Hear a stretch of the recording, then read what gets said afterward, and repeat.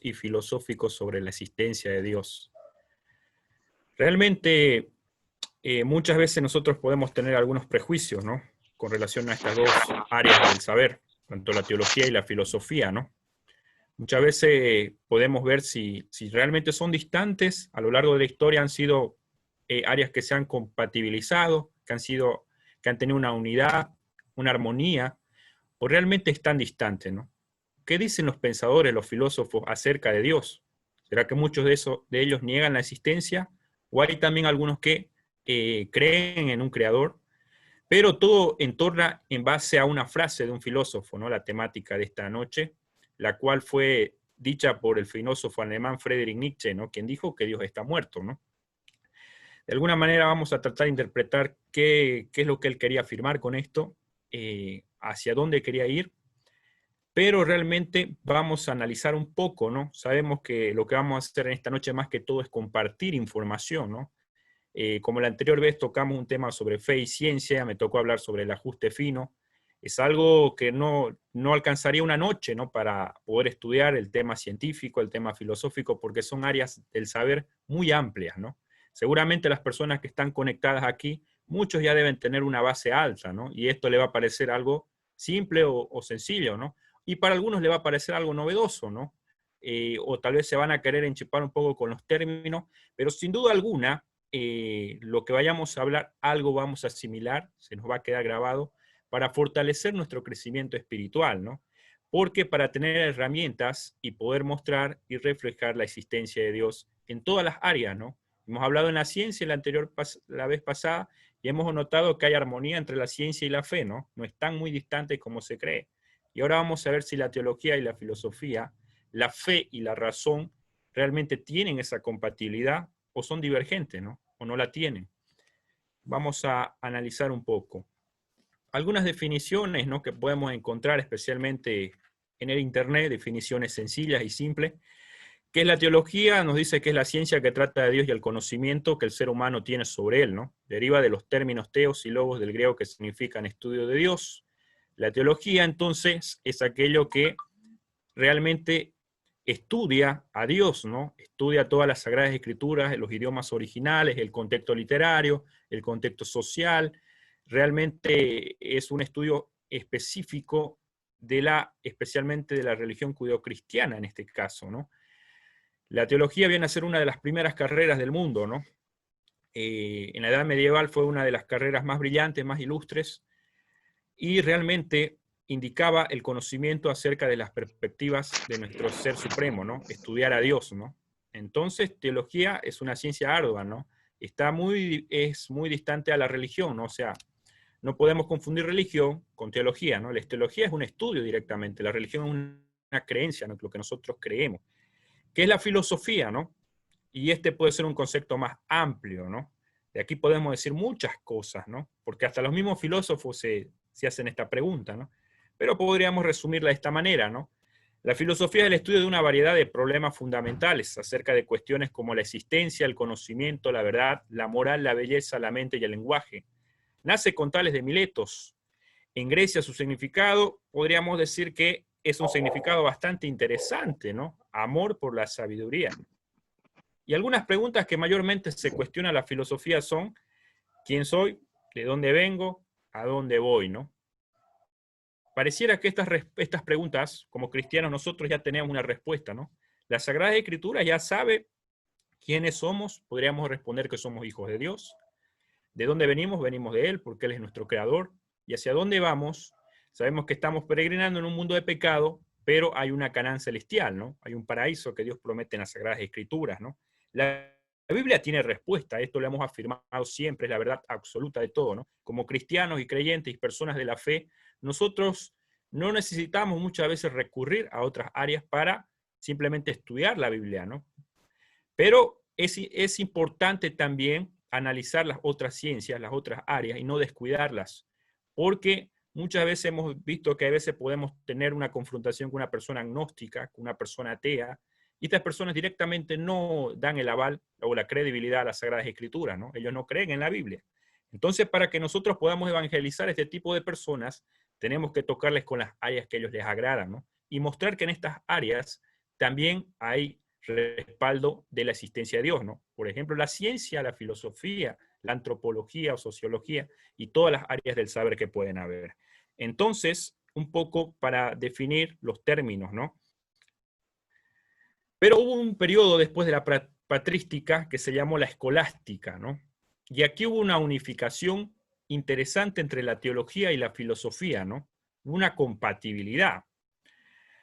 ¿Qué era la escolástica? Dice que fue un movimiento filosófico y teológico que intentó utilizar la razón, en particular la filosofía de Aristóteles, para comprender el contenido sobrenatural de la revelación cristiana. En esta época sobresalen la figura de San Agustín, Tomás de Aquino, San Anselmo, entre otros, ¿no? Entonces, en la escolástica, ya en el periodo medieval, hubo una unificación, ¿no?, de tendencia, ¿no? Especialmente estos personajes que resaltan, San Agustín, Tomás de Aquino, San Anselmo, fueron inspirados por Aristóteles, por Platón, ¿no? Estudiaron a los filósofos griegos, donde se originó la filosofía, y entonces empezaron a traerla hacia la religión, ¿no? Hacia el estudio teológico, ¿no? Y entonces, cabe destacar que en aquel tiempo la iglesia era una sola, ¿no? No había nacido aún la reforma protestante, aún Martín Lutero no había dado camino a la reforma protestante para que la iglesia se desuniera, ¿no? Entonces, muchas de las tendencias católicas, de alguna manera, han sido introducidas por las ideas griegas, ¿no? El tema del infierno, el tema del purgatorio, muchas cuestiones, el tema de la inmortalidad del alma, en lo que muchos creen en la Iglesia Católica, ha sido afectada tal vez por los griegos, ¿no? Por la filosofía griega. Entonces, por eso hay una variación en cuanto al contexto bíblico, porque la Biblia no habla mucho de estos temas, pero las tradiciones son fuertes en la Iglesia Católica, ¿no? Entonces, San Agustín fue un personaje bastante sabio, era un filósofo y un teólogo a la vez. Él escribió un libro bastante interesante que se llama Ciudad de Dios, ¿no? San Agustín primero estudió leyes allá en Cartago. San Agustín estudió leyes en Cartago y era una persona bastante sabia, pero luego él sintió el llamado de Dios, ¿no? Y él hace una descripción en este libro, ¿no? En la Ciudad de Dios. Tuvo que dejar a su esposa, a su familia, a sus hijos, y realmente emprendió camino hacia lo espiritual.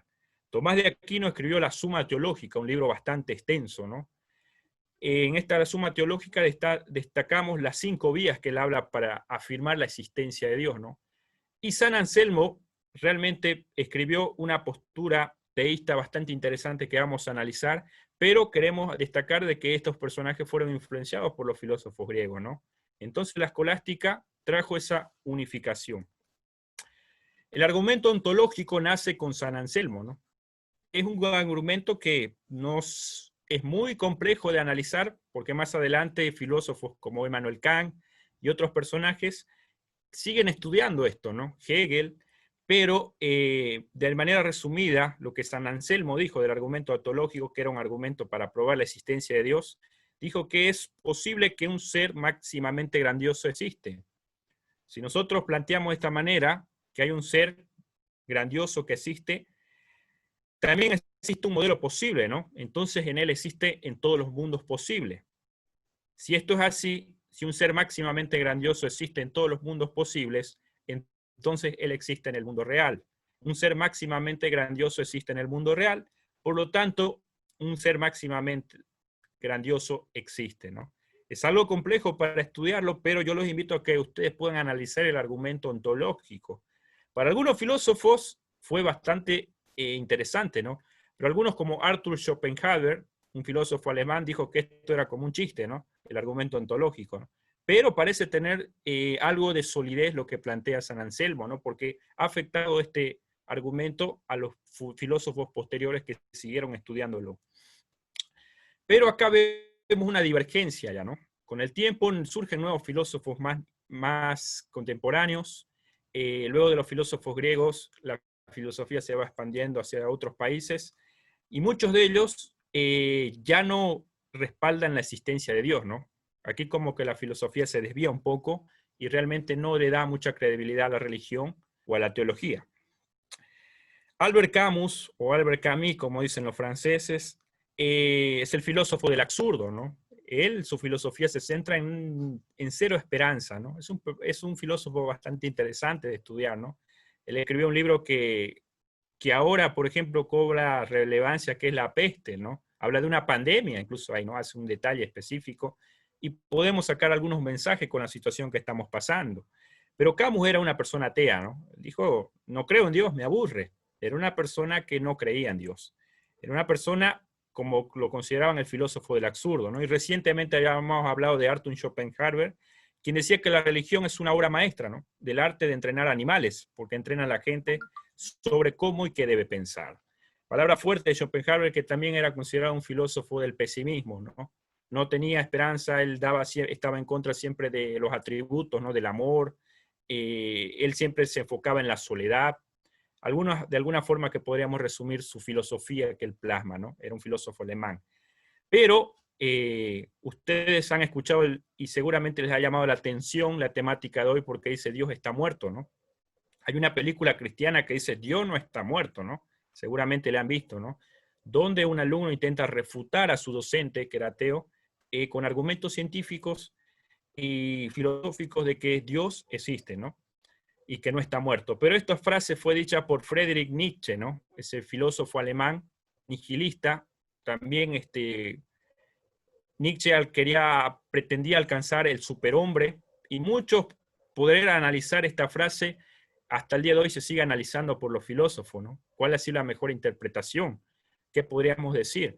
Pero entre ellas las que más sobresalen, o las más tradicionalistas, es que Nietzsche quiso decir que realmente ya era momento de dejar de creer en la existencia de Dios, dejar de creer en la existencia de la religión y salir de esos lados medievales, ¿no?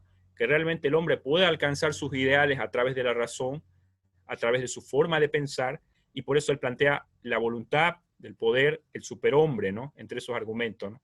Entonces Nietzsche realmente fue una persona que no creía, era atea. Lastimosamente Nietzsche en sus últimos días enfermó, ¿no? Y realmente cayó en un estado de locura, ¿no? Murió de una manera grave, ¿no? Una manera lamentable y triste. Pero él es el creador de esta famosa frase en este libro, ¿no? Así habló Zaratustra. Es un libro bastante polémico que él escribió y que revolucionó la filosofía para aquel tiempo, este filósofo alemán, y que hoy en día es la tendencia para los jóvenes, ¿no? Que empiezan a estudiar filosofía, ¿no? Muchos empiezan estudiándolo a Nietzsche, ¿no? Y se emocionan por las nuevas ideas que descubren en Nietzsche, ¿no? Pero la filosofía es amplia y realmente hay otros filósofos, muchos más pensadores, más, podríamos decir, más grandes incluso, que realmente le dieron relevancia a la filosofía para su tiempo. Por eso no podríamos quedarnos solamente con el pensamiento de un pensador, ¿no? Sigamos, pero así como hemos visto que algunos filósofos han hablado mal en contra de Dios o la religión, hay filósofos que en la historia eran creyentes, ¿no? Y acá rompemos un mito cuando alguna persona nos dice, pero un creyente no cree en la filosofía, un creyente no cree en la ciencia, es una persona ignorante, dice muchas veces, y no es así. Habría que estudiar a los grandes personajes que creían en Dios, ¿no? Leibniz, que por cierto es un personaje que poco se destaca en la sociedad, pero era un personaje múltiple, ¿no? Tenía bastantes profesiones, ¿no? Era un matemático, un físico, un filósofo, un teólogo, era una persona que sabía de todo, ¿no? Dice que Dios es la razón final de la salvación, de la fe, y la elección es Jesucristo, ¿no? Søren Kierkegaard, un filósofo danés que era muy protestante, él dijo que la oración no cambia a Dios, ¿no? Pero sí cambia a quien ora, ¿no? Él era una persona más espiritual. Él en su filosofía plasmaba la existencia de Dios y los atributos espirituales del ser humano, ¿no? Que puede mejorar su ética y su moral. René Descartes dice que nuestra idea de Dios implica la existencia necesaria y eterna, por tanto la conclusión manifiesta es que Dios existe, ¿no? René Descartes dijo, bueno, si realmente ya yo tengo en mi mente de la existencia de Dios, eso quiere decir que Dios ha puesto eso en mi mente, ¿no? Y que yo estoy obligado y que tengo que creer porque Dios existe. René Descartes entonces afirmaba la existencia de Dios. Francis Bacon, ¿no? Dijo que un poco de filosofía inclina la mente del hombre del ateísmo, pero profundizar en la filosofía la conduce a la religión, ¿no? Acá vemos que Francis Bacon, creo que es el padre de la investigación científica, si no me equivoco, él dijo que un poco de filosofía, si nosotros, por ejemplo, lo agarramos y estudiamos a Nietzsche, ¿no? Eso va a hacer que nos alejemos, ¿no? Que nos creamos ateos, ¿no? Porque nuestras emociones van a superarnos, ¿no? Pero si nosotros estudiamos con profundidad la filosofía, vamos a encontrar además personajes que eran creyentes y que respaldaban su sabiduría dándole el atributo a Dios. Por eso la filosofía es un estudio amplio, ¿no? Y a lo largo de la historia ha sido un campo que ha servido al ser humano para crecer en varias áreas, ¿no? La estructura política que hoy tenemos en nuestros países, todo emana de los filósofos, ¿no? Platón, Aristóteles planteaban las formas de gobierno, Maquiavelo también. Muchas de las formas hoy, como pensamos, cómo actuamos, ha sido influyente por la filosofía, ¿no? Lastimosamente la filosofía hoy es un área vulnerada, ¿no? Es una asignatura que no se le da la relevancia que debería tener, ¿no? Al igual que la teología, que en algún momento fue fuerte, ¿no? Hoy estas áreas humanistas ya no tienen esa relevancia que en algún momento tuvieron dentro de la educación, ¿no? Muchos de los filósofos dicen que, claro, la filosofía te induce a pensar, te induce a cuestionar las cosas, a razonar, a que tú no compres lo que los demás dicen, sino que tú inventes tu producto a través de tu forma de pensar. Entonces, cuando una persona piensa, esto desestabiliza a los gobernadores, a los gobiernos, como que incomoda que una persona que esté cuestionando las cosas, que esté buscando el saber, que aprenda de todo, ¿no? Y la filosofía se centra en esto. Por eso es que es algo muy importante, ¿no? Hasta cierto punto, como cristianos, no está mal estudiar filosofía, es muy bueno, ¿no? Pero claro, cuando nosotros en el amplio mundo de la filosofía nos encontramos con algunas ideas y algunas tendencias que nos pueden alejar de Dios, ¿no? Por eso hay que tener ese cuidado, ¿no? Por eso yo les mencionaba que en algunas ocasiones tuve la oportunidad de conversar con muchos jóvenes que empezaron a leer a Nietzsche, ¿no? Pero estaban muy emocionados, ya no querían creer en Dios, ¿no? Pero no habían dado los pasos de estudiar a los primeros filósofos griegos y a estudiar el amplio mundo que es la filosofía. La filosofía clásica alemana, y acá vamos a destacar a dos personajes que también eran creyentes, ¿no? Para que ustedes, queridos hermanos, puedan tener respaldo cuando hablen con una persona que tal vez no cree, ¿no? Ustedes les puedan decir, pero esta persona era un filósofo trascendental dentro de la historia y él creía. Él no era un ignorante. Él era un creyente también de Dios. Y esto, por eso nos sirve estos argumentos, ¿no? Así como hemos tenido de la parte científica el anterior domingo pasado, hoy estamos estudiando este tema que es bastante interesante. No basta tener la idea de Dios para estar seguro de que exista. La existencia de Dios solo vendría asegurada por su posición, dice Kant. La cuestión de justificar los caminos de Dios para el hombre es asunto de fe, no de conocimiento. Como ejemplo de una posición auténtica frente a la adversidad, Kant escogió a Job, que había perdido todo menos una conciencia clara, sometiéndose a un decreto divino. Él estuvo bien en resistir el consejo de amigos que procuraron racionalizar su desgracia. La fortaleza de la posición de Job consistía en saber lo que antes no sabía lo que Dios pensó que estaba haciendo al acumular desgracias en él. Curiosamente, Kant destaca la figura de Job en las Sagradas Escrituras, ¿no? Porque nosotros sabemos que Job pasó un momento de angustia, ¿no? Perdió su familia, Satanás hizo que realmente perdiera todas sus riquezas, enfermara de lepra, y luego sus amigos quisieron hacerlo razonar, ¿no? De que tal vez él se había equivocado, ¿no? Su esposa incluso, pero Job no desistió de su fe, ¿no? Más allá que en algún momento él quiso cuestionar a Dios, al final su fe prevaleció, ¿no? Entonces su fe es algo que Kant destaca, ¿no? Y dice que los asuntos de la fe tienen una separación distinta, ¿no? Con los de la razón, ¿no? O sea que los caminos de la fe logran ser interesantes y luego llegan a ser importantes para aquella persona que cree y lo vive por experiencia, ¿no? Como el camino terreno está sembrado de espinas, Dios ha dado al hombre tres dones: la sonrisa, el sueño y la esperanza, ¿no? Una linda frase de Kant, ¿no? Para tener en cuenta, ¿no? El mundo puede estar lleno de espinas, ¿no? Puede ser un mundo difícil y complicado, ¿no? Pero si nos apegamos a Dios, dice que Él nos da la sonrisa, el sueño y la esperanza. Otro filósofo alemán era Hegel, ¿no? Que también de profesión era teólogo.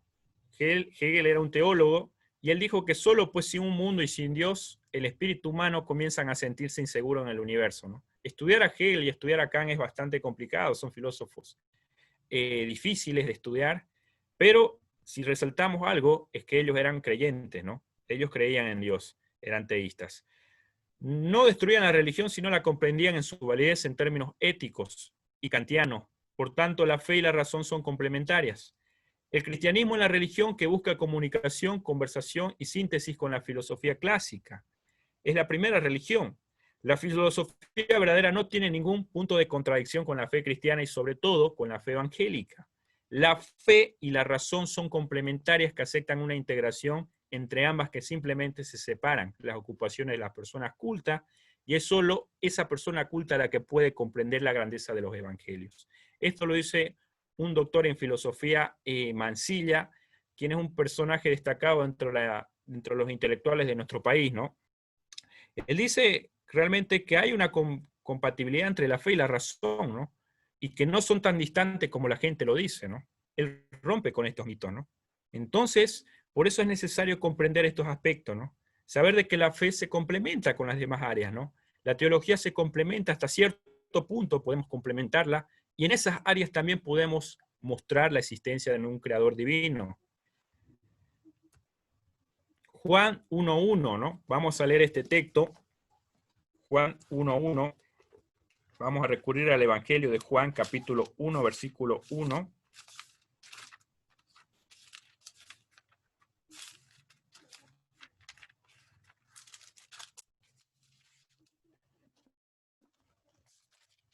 En el principio era el verbo, ¿no? Y el verbo estaba con Dios, y el verbo era Dios. El verbo quiere decir logos en el término griego original, ¿no? Y logos puede tener muchas connotaciones, entre una de ellas resalta razón, ¿no? La teología es de fe en cuanto se construye sobre datos sobrenaturales, revelados, pero el hombre trabaja sobre ellos, con su razón para interpretarlos y alcanzar su saber teológico. Si Dios es logos, si Dios es razón, según Juan, y el hombre viene definido por el logos, hay adecuación entre los dos y es posible en conocimiento de la esencia divina. Puede hacer una teología racional. Ahora, si la teología y la filosofía tratan de Dios, ¿en qué se diferencian? Pueden llegar a ser el mismo cuando hablan de Dios, pero el objeto formal es distinto. La teología accede al ente divino por otros caminos que la filosofía y por tanto, aunque ese ente sea numéricamente el mismo, se trata de dos objetos formales distintos, ¿no? Y en algún momento la teología toma su propio rumbo, ¿no? Y se torna una disciplina propia, independiente, ¿no?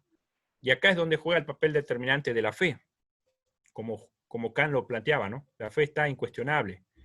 La fe es aquello que nosotros conservamos como cristianos, como creyentes, y vamos desarrollándola a través de nuestra conexión con Cristo, ¿no? A través de nuestra vida a diario con Jesús, a través de nuestra oración, el estudio de su palabra, vamos creciendo nuestra fe, ¿no? Y vamos descubriendo por experiencia propia, ya no teórica, lo que realmente es el caminar con Cristo a diario. Por eso acá la fe juega un papel determinante, ¿no? La fe puede llegar a ser razonable, puede llegar a ser. Por eso es que la filosofía y la ciencia, desde ese campo yo también puedo mostrar, identificar que Dios existe. Y que muchos filósofos y muchos científicos han dado credibilidad a la existencia de Dios. No es como la gente dice muchas veces, ¿no? La ciencia no cree en Dios, la filosofía no. Si la estudiamos ampliamente vamos a encontrar de que también hubieron personajes ilustres dentro de la historia que daban respaldo a la existencia de un creador divino. Pero hay algo interesante hablando entre la filosofía y los evangelios, hablando de la teología, ¿no? Muchos filósofos, entre ellos Justin Garner, hacen algún paralelismo entre el personaje de Sócrates y Jesucristo, ¿no? Vamos a ver esto. ¿Será que realmente Jesús puede llegar a ser comparado con algún otro ser humano? Ambos fueron condenados a muerte por su propio pueblo, ¿no? Y ejecutados por oponerse a las tradiciones y a las instituciones políticas y religiosas de su época. Ninguno de los dos escribió nada, pero sus discípulos nos han dejado el testimonio de su obra excepcional, ¿no? Ambos murieron, ¿no? Ellos no escribieron nada, ¿no? Fueron sus discípulos, ¿no? En el caso de Jesús, los evangelios, Juan, Lucas, Marcos, Mateo. En el caso de Sócrates, Platón. Ambos pertenecen a la clase populares, ¿no? El padre de Sócrates era escultor funerario y José era carpintero.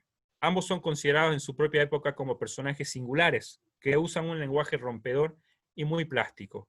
Ambos son acusados de ejercer una influencia perniciosa y desafían al poder constituido. Su condena a muerte es considerada por sus seguidores como una profunda injusticia y son considerados mártires, ¿no? A Sócrates se lo envenenó y a Jesucristo se lo crucificó. Ellos murieron de una manera injusta, ¿no? Hasta cierto punto podemos ver que eran personas influyentes, tuvieron discípulos, tuvieron seguidores, eran personas sabias y murieron de manera injusta, ¿no? Hay cierto paralelismo, ¿no? Pero Jesucristo es considerado el personaje más brillante dentro de la historia que ha pisado el mundo, ¿no? La revista Time, entrando a este nuevo milenio en el año 2000, lo consideró como el personaje más trascendental de la humanidad. En este mundo, querido hermano, se han levantado grandes teólogos, se han levantado grandes filósofos, grandes científicos, grandes historiadores, pero ninguno se ha levantado como nuestro Señor Jesucristo, porque a pesar de que Él tomó la naturaleza humana, Él es Dios. Él está por encima de todos nosotros. Su sabiduría es inmensa, que hasta el día de hoy sigue teniendo miles de seguidores, ¿no? Muchos de los filósofos que hemos tocado ya no existen, ¿no? Ya no están presentes, han muerto. El mismo Nietzsche que dijo Dios ha muerto, hoy Nietzsche descansa en una tumba, ya Nietzsche no existe más. Pero el personaje de Jesucristo está vivo. Jesús está presente, ¿no? Y Jesús sigue teniendo miles de seguidores. Seguramente ustedes no han conocido a los personajes que yo les he tocado, pero de Jesús ya saben, porque no hay ser humano en la tierra que no conozca a Jesucristo. Por eso es que muchos filósofos y teólogos se preguntan, ¿no? ¿Cómo realmente tiene tanto impacto el personaje de Jesús? Porque si fuera un mito, si fuera una leyenda, si fuera una mentira, esto no seguiría creciendo, ¿no? ¿Por qué defendieron tanto los apóstoles lo que ellos creían? Porque ellos lo vieron, porque ellos estuvieron cerca de Jesús. Y esto fue cobrando relevancia, ¿no? Tertuliano dijo que en la Edad Media, cuando se mataba a los cristianos, su sangre era como semilla, ¿no? Más crecían, ¿no? Porque el cristianismo se expandió. Alguien dijo, antes de leer esta frase, quiero leer Hechos 4:12, para destacar la figura central de las Sagradas Escrituras, que es Jesucristo, y que no puede ser comparado con nadie. Hechos 4:12.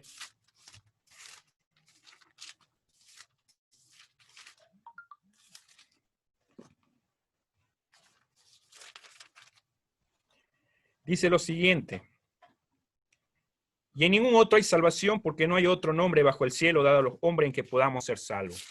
Solo a través de Cristo podemos ganar la salvación. No hay otro nombre, no hay otro personaje, no hay otra figura central. Como les dije, en el mundo se han levantado grandes personajes, pero han pasado. Jesucristo sigue presente, porque Él es Dios, porque Él tiene poder. Alguien dijo que Él no tenía siervo y lo llamaban Señor, ¿no? Él no se educó con los grandes rabinos de la época y todos lo llamaban maestro. Él no tenía medicamentos, mas era llamado médicos de médicos. Él no tenía ejércitos, mas los reyes le temían. Él no cometió ningún delito, pero fue crucificado. Fue enterrado en una tumba, pero ahora Él vive. Dios no está muerto. Él vive, ha resucitado, dice Marcos 16:6. La escritora Elena G. de White dice que Cristo es nuestro modelo, el ejemplo perfecto y santo que nos ha dado para imitarlo. Nunca podremos igualar el modelo, pero sí podemos imitarlo y asemejarnos a Él conforme sea nuestra habilidad. Nunca podremos ser igual que Jesús. El ser humano no puede ser igual a Cristo. Lo único que puede hacer es imitarlo. Imitar todo lo que Él nos ha dejado como ejemplo en esta tierra de sus buenas acciones, ¿no? Las acciones positivas, ¿no? Es cierto que la iglesia en algún momento, en un periodo, puso por encima sus tradiciones, sus intereses personales, y hubo un periodo oscuro, ¿no? Pero el personaje de Cristo no se mancha. Cristo sigue presente y sigue siendo el personaje a seguir por encima de cualquier líder. Cristo es el personaje al cual nosotros deberíamos imitar para que realmente pueda haber un impacto en la sociedad. Por eso, querido hermano, el mensaje en esta noche es de que Cristo sea tu modelo a seguir y que realmente siempre tengamos ese interés, ese saber de buscar en las otras áreas para que realmente nosotros podamos comprobar que Dios existe y que realmente Él tiene poder, ¿no? Si vamos a la ciencia o a la filosofía, vamos a encontrar a varios personajes que han destacado el personaje de Dios y que Dios está vivo y Él quiere entrar en tu vida. Muchas gracias.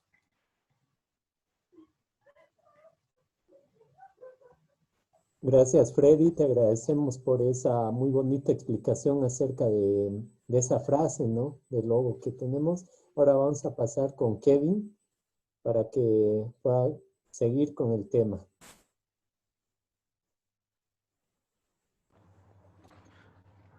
Muy bien. Buenas noches a todos. ¿Se escucha bien? Okay. Sí, Kevin. Ujú.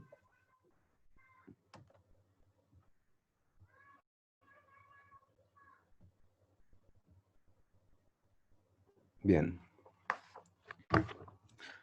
Dios ha muerto. Es una frase que todos hemos escuchado alguna vez o la hemos visto en alguna publicación o algún meme. Incluso una película tomó esta frase para tener un título semejante, ¿no?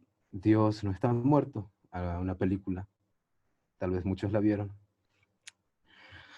Antes de continuar, me gustaría recalcar que no me considero una figura adecuada para iluminar en el camino correcto y concreto que nos lleve al completo entendimiento del pensamiento y filosofía de este célebre y muy importante personaje de la historia humana. Y es que Friedrich Nietzsche emana un pensamiento y una filosofía no solamente lo suficientemente amplia, sino también lo suficientemente poética. Y no solo sería prejuicioso, sino también pretencioso creer que uno sabe exactamente a lo que se refiere este pensador. Me falta mucho y espero poder seguir intentando, tratar de conocer más no solo de él, sino de muchos grandes pensadores a lo largo de la historia. Sin embargo, como suele ser, me es más práctico tal vez apuntar a lo que percibo como erróneo. Dentro de esto puedo decir que aunque no entienda todo con respecto a este pensador, por lo menos puedo saber qué es lo que él no decía y lo malinterpretábamos. En otras palabras, identificar las malinterpretaciones que se hacen de algunas palabras de él. Malinterpretaciones que son y alguna vez fueron inútiles, fueron obstáculos y en el peor de los casos peligrosos. Dentro de nuestro contexto, podemos tomar a la forma más recurrente como una malinterpretación inútil. Y es que creer que Dios ha muerto, creer que es una expresión, la expresión última del ateísmo de Nietzsche, es limitarlo bastante realmente. Creer que Nietzsche hablaba de un Dios en específico y de una religión en específico, y que lo que hacía era burlarse de alguna creencia religiosa, es una forma bastante sesgada de citarlo. A que tomar siempre en cuenta. Es necesario no olvidar ni ignorar el contexto integral que rodea y le da sentido a estas palabras. Y es que no es lo mismo decir Dios ha muerto hoy en nuestro país, en estas épocas, a decirlo en la Europa occidental de 1882. Y mucho más necesario es entender que estas palabras no estaban solas cuando se dijeron.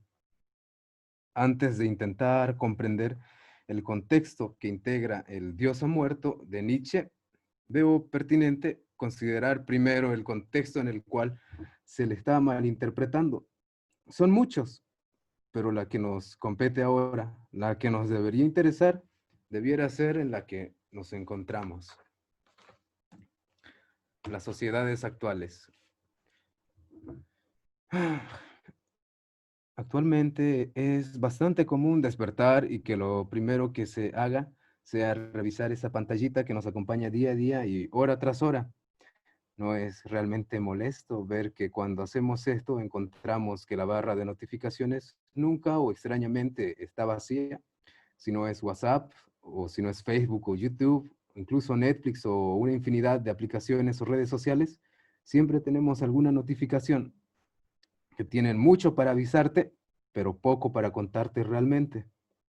Estamos constantemente bombardeados de información instantánea. Nos enteramos de las noticias, de la moda, de pensamientos y de muchos sucesos a través de memes, videos, fotos, publicaciones, textos cortos y etcétera. La información no solamente es fácil de comprender, sino que también es fácil de direccionar y de igual manera fácil de olvidar. Debemos añadir también que no tomamos en cuenta que mucho de lo que vemos en redes sociales y lo que nos rodea diariamente está influenciado por un algoritmo que tiene como objetivo seguir captando nuestra atención. En otras palabras, estamos inmersos y expuestos a cosas que refuerzan lo que ya conocemos y lo que ya creemos. Vemos lo que queremos ver y escuchamos lo que queremos escuchar. Aprobamos todo aquello que nos da la razón y que refuerza nuestra perspectiva cerrada del mundo.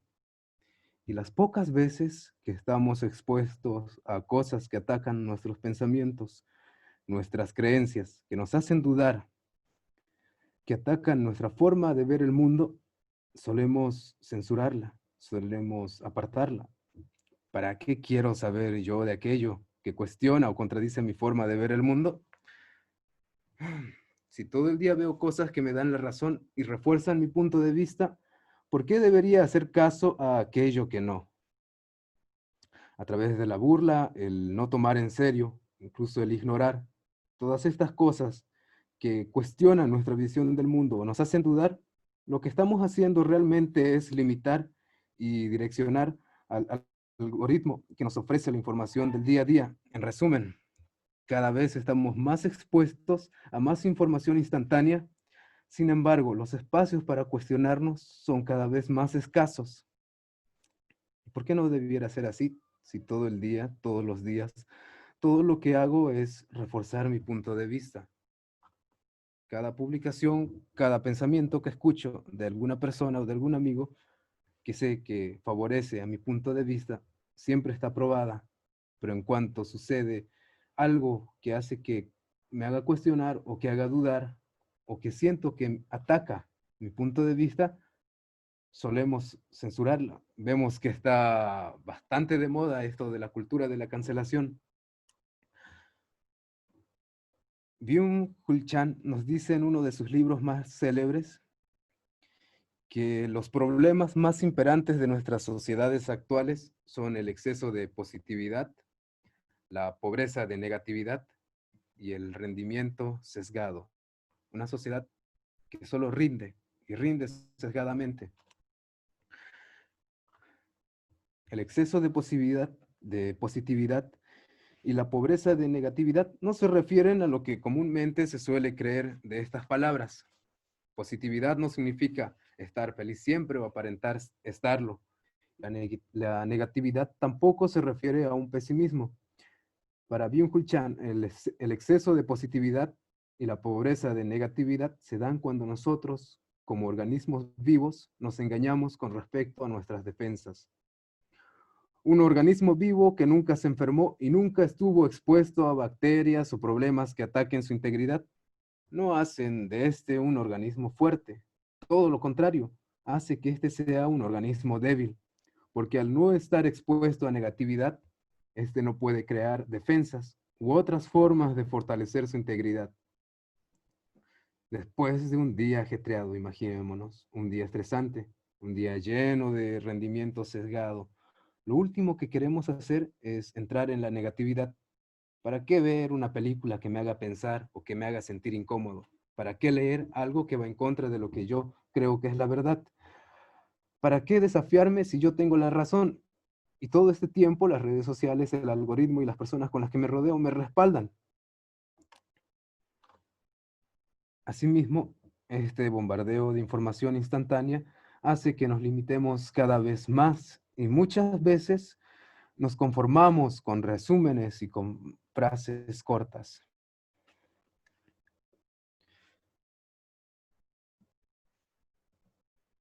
Dios ha muerto.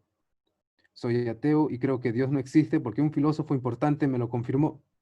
Y que Dios no existe en nuestras sociedades porque un Dios es un Dios que matamos con la ciencia. La ciencia es el camino y el ateísmo es la verdad. La religión, el opio del pueblo y yo tengo la razón. Puede ser una opinión sesgada, una opinión que está siendo alimentada cada vez más y más con frases sacadas fuera de su contexto. Olvidamos el contexto, olvidamos el cuerpo del texto. Y ahora sí me gustaría compartir. Libro tercero, episodio 125, El Loco, es el libro de la Gaya Ciencia, de donde se saca esta popular frase. No han podido hablar de aquel loco que con una linterna encendida en plena luz del día corría por la plaza y exclamaba continuamente: ¡Busco a Dios! ¡Busco a Dios! Como justamente se habían juntado allí muchos que no creían en Dios, provocó gran diversión. ¿Se te ha perdido?, dijo uno. ¿Se te ha extraviado como un niño?, dijo otro. ¿No será que se ha escondido en algún sitio? ¿No será que nos tiene miedo? Empezaban ellos, gritaban y se reían al mismo tiempo, se burlaban de aquel loco. El loco se lanzó en medio de ellos y los fulminó con la mirada. ¿Dónde está Dios?, preguntó, y exclamó: se los voy a decir. Nosotros lo hemos matado, ustedes y yo. Todos nosotros somos unos asesinos. Pero, ¿cómo lo hemos hecho? ¿Cómo hemos podido vaciar el mar? ¿Qué hemos hecho para desencadenar a la tierra de su sol? ¿Cómo hemos podido nosotros matar a lo más sagrado y a lo más poderoso que tenía este mundo? Y así el relato continúa y continúa. Dios ha muerto y nosotros lo hemos matado. ¿Cómo podemos continuar si hemos matado lo más sagrado y poderoso de nuestro mundo? Después de esto, la gente que se burlaba del loco se quedó en silencio. Lo miraban, anonadados. Como mencioné al inicio, Nietzsche puede ser interpretado desde distintos puntos de vista. Es muy complejo tratar de limitarlo y encasillarlo en alguna mala interpretación sesgada que realmente terminaría siendo un problema. Nietzsche era bastante crítico, y no solamente con la religión como institución formadora, sino también con la ciencia y la filosofía. Él mismo se peleó con Sócrates y Platón. Y todo aquello que rodeaba al hombre, todo aquello que termina siendo el fruto del accionar y del pensamiento del hombre, era parte de la crítica de Nietzsche. La ciencia y la filosofía para Nietzsche también habían estado adoptando estos vicios que sesgaban y simplificaban al individuo, como vemos en el fragmento del relato que leímos acerca de dónde salió esta frase. Vemos que había mucha gente que se jactaba, que se burlaba del loco, que un loco buscaba a Dios. O sea, estaba rodeado de gente que no creía de un Dios divino, de un Dios de una religión. Pero más adelante nos damos cuenta que en realidad el mensaje no era en contra de una religión como institución, sino la crítica iba a ese pensamiento sesgado que se tiene. Uno cree liberarse de un Dios, pero es muy difícil realmente, y se puede decir que es imposible librarse incluso hasta de los falsos dioses, porque uno puede profesar que su Dios es uno conscientemente, pero inconscientemente o con su accionar puede demostrar que todo lo que le importa es otra cosa, como decía Carl Jung, un psicoanalista. Aquella virtud que uno estime más consciente o inconscientemente termina siendo el Dios de uno. Y si uno no hace inconsciente, si no hace consciente lo inconsciente, va a dejar que el subconsciente maneje su vida y va a terminar llamándolo destino. Este era un punto bastante crítico en Nietzsche. Él veía que la ciencia terminaba convirtiéndose algo así, y que la filosofía también, que se endioseaba a personajes quienes no tenían realmente mayor alcance. Había gente que se jactaba y se burlaba de: no necesitamos a Dios ahora, matamos a Dios, tenemos la ciencia, tenemos el ateísmo, es el camino. Sin embargo, ellos estaban igual o mucho peor que perdidos que muchos que realmente no conocen un Dios consciente.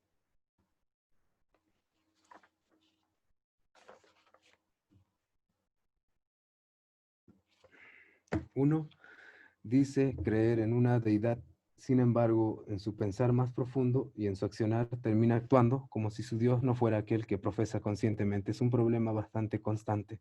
Decimos creer en Dios y que la Biblia, y creer en Dios y en la Biblia, pero muchas veces a veces fallamos y no vivimos como verdaderos cristianos, solía decir Kierkegaard.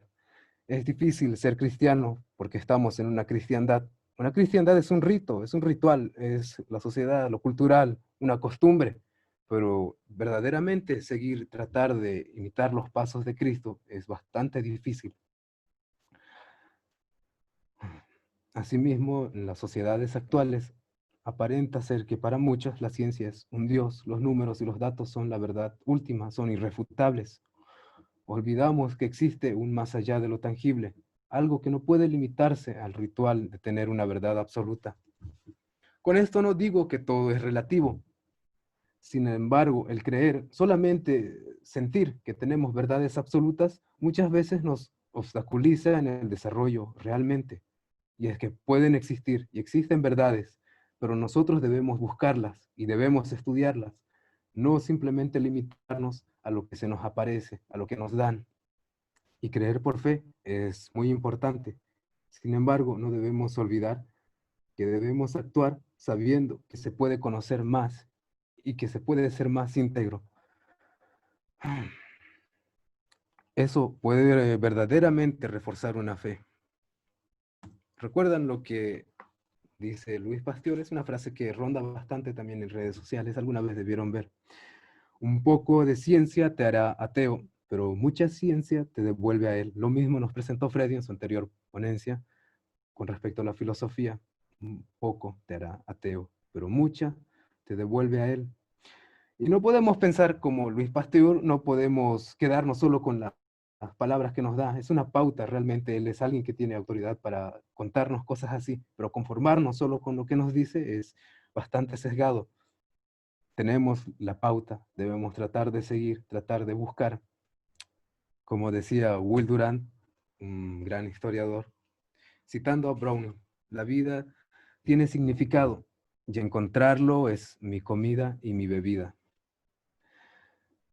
Nunca va a ser suficiente comida y nunca va a ser suficiente bebida para saciar nuestra sed. Siempre es un constante. Si como hoy y bebo hoy, voy a saciarme ahora, pero mañana voy a necesitar más. Y es una de las formas en las cuales uno debe formar su conocimiento, debe formarse en ciencias, en filosofía, debe formarse en su creencia, en su fe.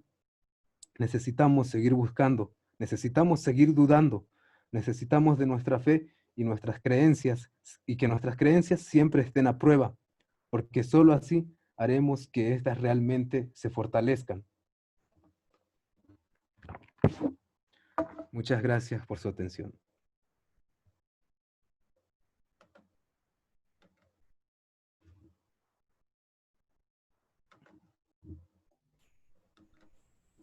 Listo, gracias Kevin por esa maravillosa exposición. Ahora vamos a continuar con mi persona, ¿no? Y vamos a ir de momento vamos a compartir pantalla. Listo. Denme unos segunditos.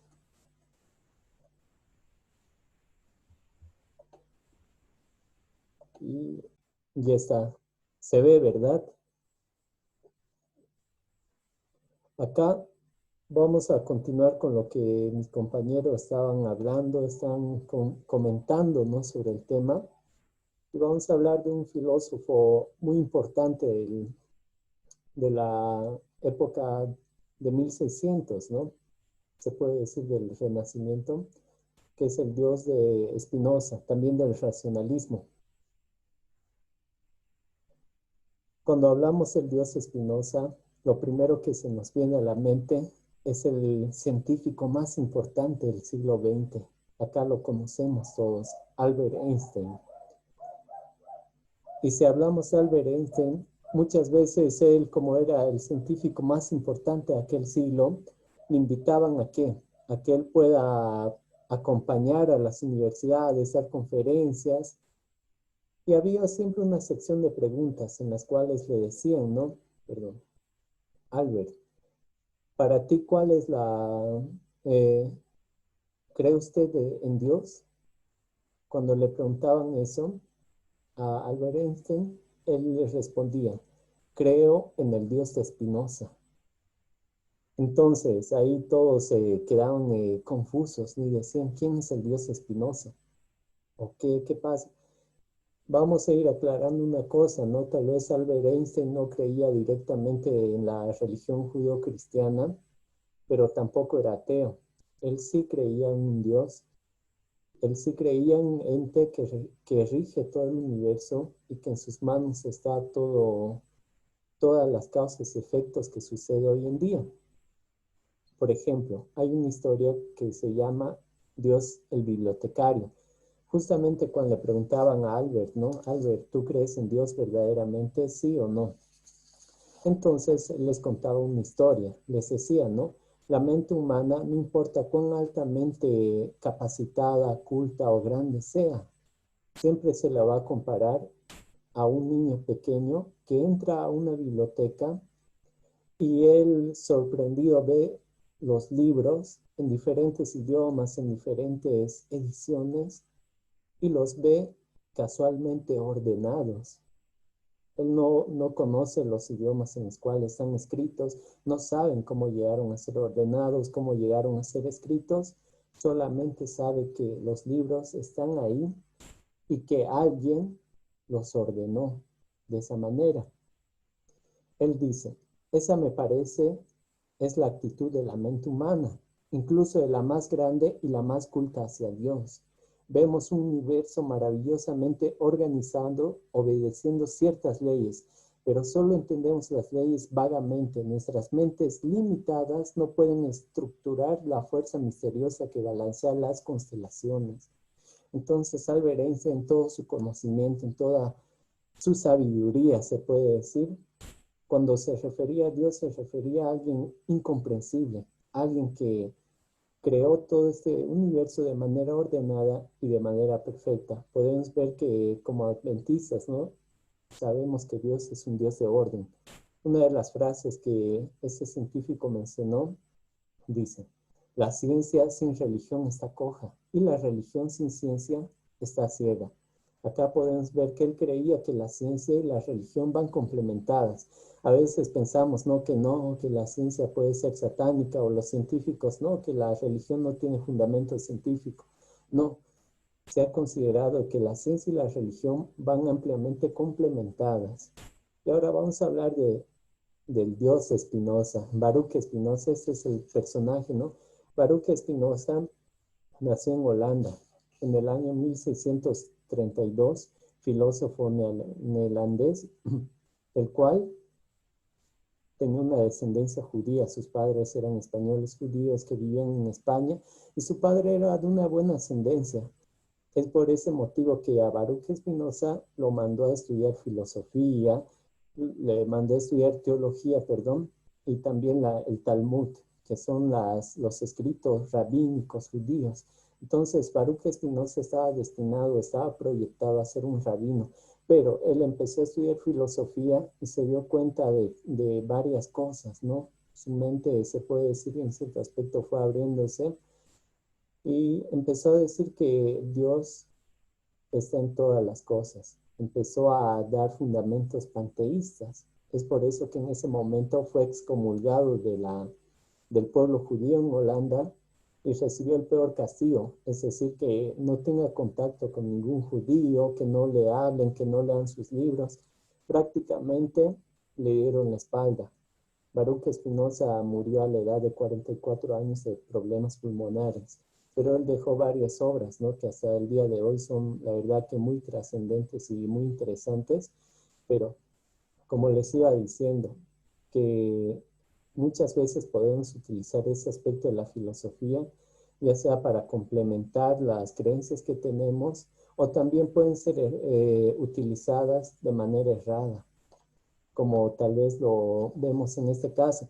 Y es por qué lo estudiamos. ¿Por qué? Porque es necesario conocer en qué creen las personas, cuáles son los fundamentos que te dan y te dicen de la esencia y la naturaleza de Dios, porque de ese tema vamos a hablar exclusivamente, de la naturaleza de Dios. Vamos a comenzar para Baruch Spinoza. ¿Qué era Dios? Dios es la sustancia que consta de infinitos atributos. Entonces, para él, Dios es una sustancia que consta de atributos infinitos, ¿verdad? ¿Y qué es una sustancia? Aquello que existe en sí, es aquello que existe en sí y que se ha originado por sí. Es decir, que tiene un origen por sí mismo. Acá vamos a ver un poco más del aspecto de la sustancia. Solo Dios es sustancia. Él decía, Si analizamos a los anteriores filósofos más antiguos, ¿no? A los filósofos griegos y vemos un análisis de sustancia, tenemos que mencionar a Aristóteles, el cual creía que una sustancia es el sujeto de predicación. Es decir, la sustancia es el sujeto, el cual tiene de compañera a una predicación que ya puede ser la característica verbal de aquel sujeto. Por ejemplo, hombre blanco. El sujeto es hombre y blanco es el predicativo. O sea, el sujeto es inmutable y el blanco es modificable. Puede modificarse, ¿no? Hombre pequeño, hombre grande, hombre así sucesivamente. Entonces el sujeto vive por sí mismo, existe por sí mismo, mientras que el predicado necesita al sujeto para ser. Partiendo de este punto, Spinoza dijo, bueno, eso es, eso es cierto, el sujeto vive por sí mismo, pero si hablamos de sustancia, ¿quién es el sujeto? La única sustancia existente en el mundo es Dios. Solo Dios es sustancia. Vamos a ver más características. Acá vamos a ver 3 características de la sustancia. Uno, es infinita. ¿Por qué? Porque es infinita. No es limitada por nada. Es una sustancia que existió por sí misma y que no tiene ningún fin. Única. ¿Por qué? Porque solo existe una sustancia. Como les dije, ¿no? Para Spinoza, tal vez el hombre dejó de ser sustancia para atribuir ese término únicamente a Dios. Y la tercera es necesaria. ¿Por qué es necesaria? Porque existe por sí misma. Nadie lo creó, tuvo un origen por sí mismo. A eso se lo llama causa sui, que significa causa por sí misma en español. Entonces podemos ver la naturaleza de Dios como vemos en la imagen, como de un triángulo. Por ejemplo, la naturaleza de un triángulo es que la suma de sus partes es en 180 grados, va de una misma dirección a otra. De la misma manera lo considera Dios. Es decir, el ergo Dios no actúa libremente ni actúa por un fin, sino que el actuar de Dios es algo natural, es algo indispensable y Dios no actúa por sí solo, o sea que va regido mediante sus propias leyes de naturaleza y por su naturaleza se siguen las cosas. Es decir, que 2 más 2 siempre van a ser 4. Entonces las cosas fueron hechas así de manera ordenada y de manera sistemática. A eso le denomina la naturaleza de Dios, ¿no? O sea, Dios no es una causa libre necesariamente.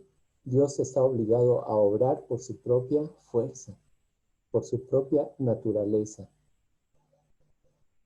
Ya, todo está en Dios y todo es Dios, como les dije. Acá vamos a partir de ese punto de que Dios únicamente es sustancia. Dice, para Spinoza, lo real se divide en 3 categorías. Sustancia, que es Dios, y a partir de la sustancia se origina una primera manifestación que es que origina los atributos de Dios. Y la segunda ya manifestación a los modos. Entonces, se divide en estas 3 categorías: sustancia, Dios, atributos y modos. Si hablamos de los atributos de Dios son infinitos, pero como seres humanos nosotros solo conocemos 2, que son el pensamiento y la extensión. El pensamiento es algo más espiritual, o sea, Dios está, su pensar, su sentir está en todos lados. Y su extensión también, acá hablando de un aspecto más físico. Es por eso que les decía que se fue por un campo, por un pensamiento panteísta, en el cual Baruch Spinoza creía que Dios está en todos lados, es decir, Dios está en la computadora, Dios está en el lápiz, Dios está en el ser humano, en los animales. Entonces, con eso, Baruch Spinoza quería decir que todo es Dios. Entonces, a partir del pensamiento, que es algo más espiritual, deriva el alma y a través de la extensión, los cuerpos, que es la segunda manifestación. Entonces, ahí ya nos preguntamos, ¿y el hombre y el mundo? ¿Dónde entra? Acá vamos a ver Dios y el mundo. Dios es sustancia más atributos. Natura, naturans, que significa naturaleza generante. Y el mundo son los modos, de los cuales deriva también el hombre, o sea, el cuerpo y el alma. Aunque Spinoza no creía en una dicotomía griega, pero sí daba esa explicación para entender de dónde provenía el ser humano, o sea, de los modos, natura naturata o naturaleza generada. Acá encontramos la ley de la causa y el efecto. Dios es la causa, la sustancia principal, y el ser humano y el mundo son los modos, o sea, el efecto. En resumen, vemos, 1. Todo en el universo está formado por una sustancia única que es Dios, panteísmo. 2. A Dios no le interesan las acciones humanas, o sea, lo que tú haces, lo que tú no hagas, si cometes algún pecado o no, si haces alguna cosa o no. Según Spinoza, valga recalcar, para Dios no tiene ningún efecto, no tiene ningún interés. Acá nos enfocamos más en el aspecto del deísmo, si nos damos cuenta. Y el tercero, no hay un código moral, solo existen leyes de la naturaleza. Es decir, Baruch Spinoza creía que el ser humano había creado la religión para regir la conducta moral, para que el ser humano pueda estar conforme a, a las leyes humanas, llegando a través de la moralidad. Es decir, el ser humano es quien creó el infierno como castigo a los pecadores y creó el cielo como recompensa a los fieles. Entonces él decía no, sino que no busquen a Dios en una iglesia, busquen a Dios en la naturaleza. Es ahí donde se manifiesta y es ahí donde es. Entonces, para Spinoza, Dios y la naturaleza era lo mismo. Pero acá como cristianos vemos en esas tres argumentos de Spinoza, también podemos ver tres refutaciones, ¿no? Como les dije a un principio, soy teólogo, ¿no? Entonces vamos a hablar ahora desde un punto de vista teológico bíblico y vamos a refutar esos tres aspectos de Spinoza. Del primero, no existe el panteísmo de Dios. Vamos a buscar, voy a buscar Salmo 139 del 7 al 8. La verdad que este texto ha sido muy confundido, queridos amigos y hermanos. ¿Por qué? Porque se lo tomó como que si Dios existe y está en todo lado, o sea, todos llegamos a ser Dios. Pero ¿qué dice la palabra de Dios? Salmo 139, del 7 al 8. ¿A dónde me iré lejos de tu espíritu? ¿Y a dónde huiré de tu presencia? Si subo al cielo, allí estás tú. Y si en el Seol trato de acostarme, he aquí, allí estás tú. Acá el salmista David está hablando de que no puede huir de la presencia de Jehová. A donde quiera que vaya, Dios está. Pero, ¿a qué se refiere realmente? Como les dije, muchos tomaron esta tendencia panteísta de que entonces Dios es todo, ya que se encuentra en todo lugar, Dios es todo. No, acá no está hablando de un atributo divino, que es la omnipresencia. Dios está en todas partes, pero Él no es todo. ¿A qué me refiero con eso? Un versículo de la Biblia también dice, Dios es espíritu, su naturaleza es espíritu, y los que le adoran deben adorarle en espíritu. Es que Dios, en todo su infinito poder, se encuentra en todo lado, en todo lugar, pero no quiere decir que es esa cosa en específico en la cual se encuentra ese tiempo, ese espacio o ese objeto, sino que Dios tiene su propia naturaleza, que es espiritual, pero a la vez también es divina. Y mediante ese factor de la omnipresencia, Él puede estar presente en todo lado. Y hablando ya más de un punto de vista ya se puede decir espiritual y reflexivo, podemos saber esto, de que en el momento en el cual tú tal vez estás pasando por un momento de decepción, de desesperación, de muerte, la verdad que entro en el Facebook, haciendo un paréntesis, no entro en el Facebook, ya me aparece tal persona murió, tal persona falleció por el COVID, o tal persona necesita plasma inmune.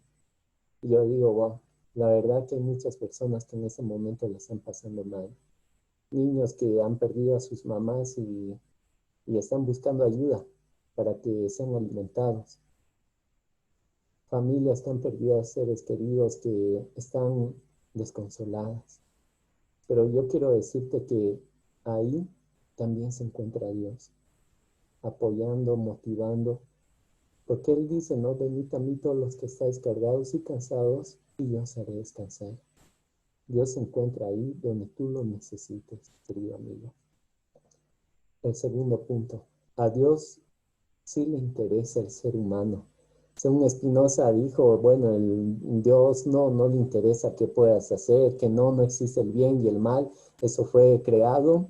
Para Dios solo existe la naturaleza. Pero según la teología bíblica, refutamos también eso. El versículo más conocido de la Biblia es San Juan 3:16, que dice, porque de tal manera amó Dios al mundo que ha dado a su Hijo unigénito para que todo aquel que en Él crea no se pierda, mas tenga vida eterna. Acá, ¿qué quiere decir? Que yo como ser humano pecador, porque el ser humano es pecador por naturaleza, soy despojado de la gracia de Dios al tener esa condición y esa naturaleza pecaminosa. Y aun de que pueda hacer todos los méritos posibles, voy a seguir siendo un pecador. La única solución que hubo desde el principio, desde que el ser humano cayó, es que Dios sacrificó al primer cordero en representación simbólica de que algún día iba a mandar a su Hijo para que viniese a morir por el ser humano. Entonces, en ese momento, Dios ya había provisto ese plan de salvación, la muerte de su Hijo, la vida de su Hijo, a cambio de la nuestra. Entonces, acá tenemos salvación en Cristo Jesús y a Dios sí le interesa. Por eso el mismo Jesús hizo carne, el Verbo en acción se hizo carne, habitó entre nosotros y pagó nuestros pecados, nuestras cuentas. Isaías 53, les invito en casa, ¿no?, a buscarlo, a anotarlo, pero también es un versículo en el Antiguo Testamento que ya hablaba de manera profética el plan de salvación, varón de dolores. Como cordero fue llevado al matadero y de su boca no salió ninguna exclamación. Amigo, entonces acá vemos el segundo punto, a Dios sí le interesa el ser humano en contraste a los argumentos de Baruch Spinoza. Y para terminar, hay este último punto. Sí hay y existe un código moral. Desde la antigüedad se propuso eso, los 10 mandamientos, para que el ser humano pueda vivir en armonía.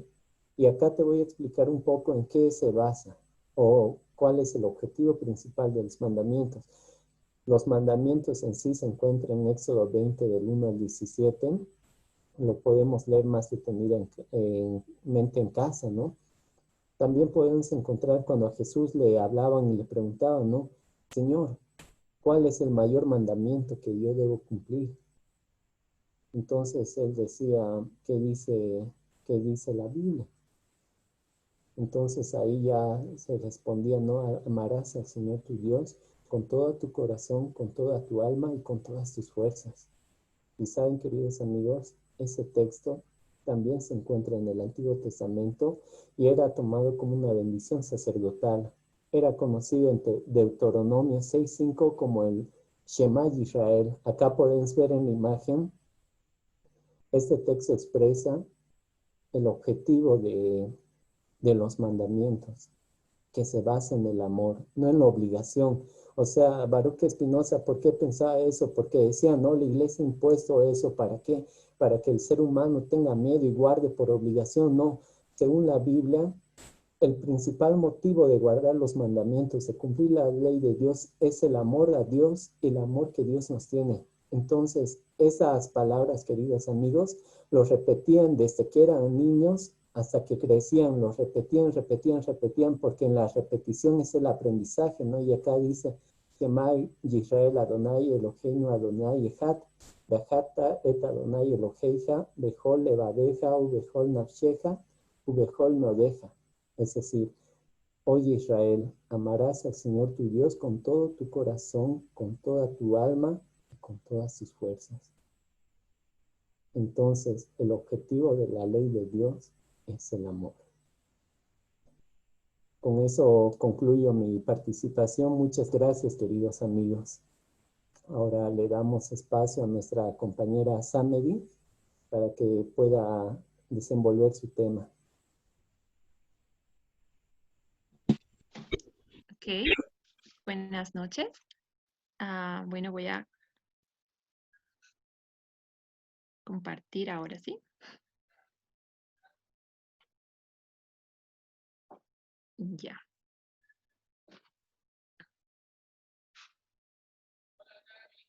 Bueno, como están pudiendo observar en el título del tema, bueno, en primer lugar, estoy muy feliz por la invitación a dar este tema. Realmente este tipo de temas son muy, pienso yo, muy importantes, muy trascendentales en este tiempo en el que estamos viviendo. Por esa razón he elegido este tema que dice la ética, la moral y los valores como evidencias de la existencia de Dios, pero dentro de un contexto educativo, ¿no? Yo soy psicopedagoga de profesión, entonces siempre mi área, ¿no? Es el área educativa, así que lo vamos a enfocar desde ese punto. Entonces, tengo aquí algunas definiciones que las voy a explicar muy rápidamente, donde voy a puntualizar qué vendrían a ser estos tres conceptos importantes que vamos a tratar hoy. La ética, la moral y los valores. Tenemos a la ética, que viene del griego ethos, que significa forma de ser o carácter. En otras palabras, la ética vendría a ser como dice acá, los principios que deben regir la conducta humana. Pero esto, la ética se relaciona más a lo interno, nace de un análisis filosófico. Es cuando tú te preguntas, ¿qué es lo correcto para mí? ¿Qué es lo que yo debería hacer frente a diferentes situaciones? Esa es la ética y es algo más personal. La moral, en cambio, es un conjunto de costumbres y normas que se consideran buenas para dirigir o juzgar el comportamiento de las personas. Este ya tiene un carácter más grupal. Tiene que ver con las normas de cada lugar, cada región, cada país, cada comunidad tiene sus propias normas y costumbres. Y eso es conocido como moral. Y los valores vendrían a ser los principios, virtudes o cualidades que caracterizan a una persona, una acción o un objeto que se considere positivo. Entonces, los valores ya vendrían a ser, como conocemos, el respeto, el amor, la paciencia, todos estos vendrían a ser valores. Ahora, una pregunta que quería hacerles a todos.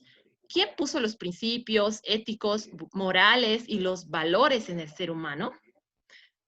Esa es una pregunta muy importante, porque hay dos puntos de vista generales que existen, dos posiciones. Una de ellas dice que Dios fue el que los puso cuando creó al ser humano. Desde un punto de vista creacionista y que cree que existe un Dios que creó al hombre de acuerdo a su imagen. Ahora, muchos piensan que Dios creó al hombre según su imagen solo física, pero eso no es verdad. Dios creó al hombre de acuerdo a su imagen, pero tomando en cuenta su ser moral. Dios, al ser un ser ético, moral, creó al hombre con estas mismas cualidades, con la capacidad de ser un ser moral y ético. Pero tenemos el otro punto de vista, y está que estos principios, la moral, la ética y los valores, aparecieron por casualidad y fueron resultado de un proceso evolutivo.